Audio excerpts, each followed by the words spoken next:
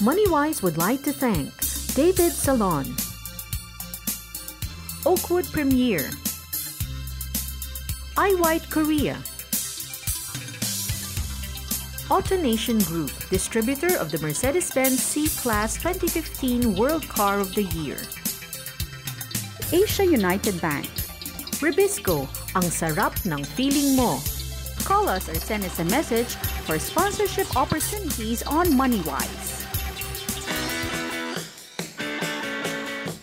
Join our wealth coach Chinky Tan and find out the blueprint of success on October 25, 2016 at the Victory Center V Mall, Green Hills, San Juan.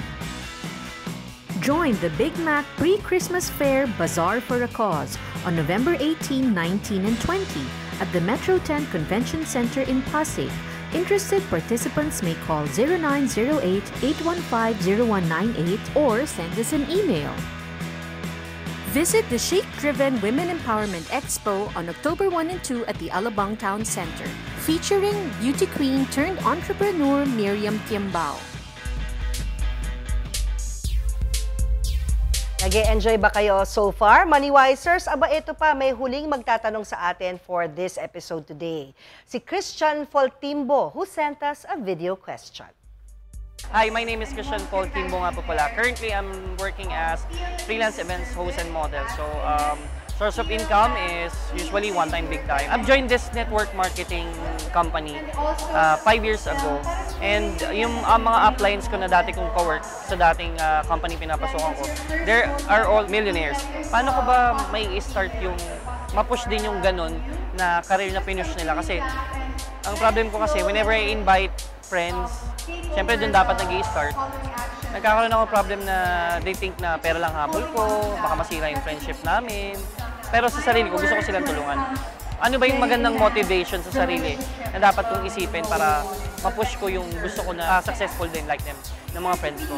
They're all millionaires na right now and continue making money. Si Christian, ang pinaka-ano niya is direct selling. Minention niya, no, kasi marami siyang mga friends, ka-age siya siguro na ngayon, mga milyonaryo na through direct selling. Siya tinry niya daw, pero hindi nag-work. Siguro hindi siya nakapag-recruit, no, ng mga tamang tao or enough people para kumita siya. Kasi ganun ang direct selling, di ba? Meron ka mga downlines, doon ka kikita sa downlines. At saka sinabi niya, na-mention niya nga na yung heart niya is tumulong sa ibang tao, pero ang feeling ng iba, pinagkakaperaan. Oo. Siguro yung approach, no? Well, Christian, you asked the right question. I myself was part of a direct selling organization for over 14 years. Number one, I do believe that you have the right heart, Christian, to really get started with the business. And the philosophy of this business, in order for you to become successful, is this. Just like what Zig Ziglar made mention, just help enough other people to get what they want, and you will also get what you want in life. Dapat ang idea dito, Tintin, at mga nakikinig at nanonood ngayon, is tulungan mo yung kanan mo na maging milyonaryo. Tulungan mo yung left mo maging milyonaryo. Pag sila dalawa naging milyonaryo, ang tawag sa'yo, multi-millionaire. He has the right heart. Yeah. But I do agree with what you mentioned a moment ago. Probably you have the right heart, but you don't have the right skills. That's the reason why he doesn't get the result. Yeah. It's time for you to invest on learning. Kailangan matuto ka muna with the right skill, with the right approach. What are the things that you need to say and what are the things that you should avoid saying? Okay, what are the things that he should avoid saying? Number one, you should stop saying yung mga things that will turn off people. Siguro yung word na recruit. Recruit. Ayaw na recruit kasi... Natatakot yung mga tao sa word na recruit. Ayoko Exactly. magpa-recruit. Parang ganun. So, ang iniisip ng tao kasi recruit is what? Pyramiding. Instead of the word called recruit, may I invite you? Just attend the orientation. Yes. No pressure. Yes, exactly. Ganyan. Number two, what I always do is offer a disclaimer. I'm not promising you na magugustuhan mo to. Tama. Let's say after the presentation, if you're not interested, it's not for you, walang pilitan. Yeah, tama. Kasi ang ayaw talaga ng tao, yung nape-pressure sila. Then number three is the word called sell. Ano siya? Selling. Selling, okay. Kasi not everyone like to sell or they don't like. Not everyone has the skill to sell or the charm to sell something. So instead of using the word called sell, okay, Christian, why don't you use the word called share? So ang idea mo is really to share. And then one last thing that, Christian, in order for you not to get discouraged in this business, do you really believe in the company that you're representing? Do you really believe in the product that you are selling? Do you believe in the opportunity in the industry that you belong to? And last but not least, do you believe in yourself? So if you believe that you have a great opportunity, a great product, you believe in yourself, you know what? You are offering something that can change a person's life. If they say no to you, they are not saying no to you, they're not rejecting you, they're rejecting the opportunity, they're rejecting the product and the company. So, ang parating philosophy ko, if you are not willing to buy, if you're not willing to join, it's not my loss, it's your loss. Never allow negative people to discourage you from achieving your dreams and vision in life, Christian. Amen, amen. Alam mo, Christian, bagay na bagay sa yung pangalan mo kasi nakikita namin sa intentions mo na buong-buo ang puso mo sa pagtulong sa kapwa. Yung gusto mong yumaman para makatulong sa kapwa. Sa sinasabi niya mga kaibigan niya o mga kakilala niya na ngayon yung mga milyonaryo na. Tandaan mo rin, Christian, hindi naman sila naging multimillionaire overnight. Exactly. They also work hard for it. Nandyan din naman yung kanilang mabuting intensyon.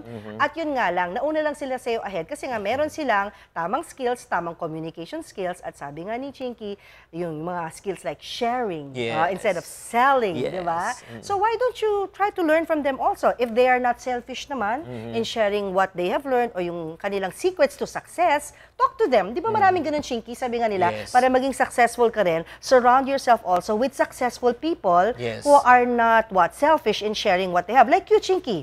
You are not at all selfish. You are sharing here via MoneyWise to millions of our viewers, di ba? What you have learned so far in the many years of being an expert. So, ganun, di ba? So, talk to the right people also. Connect with the right people. Exactly. I agree with you, Tintin. Kaya mga young entrepreneurs, always believe, always hope, and always persevere. Always dream big and then be willing to start small. So MoneyWiser, sa episode na ito, karamihan sa mga nagtanong sa atin ay mga kabataan. And it's a very good thing kasi bata pa lang sila, diba, start them young, sabi nga nila, ay interested na sila kung paano kumita at mag-ipon ng pera. That's the reason why I want to really encourage the young people to start young in order for you to invest young so that you can also retire young.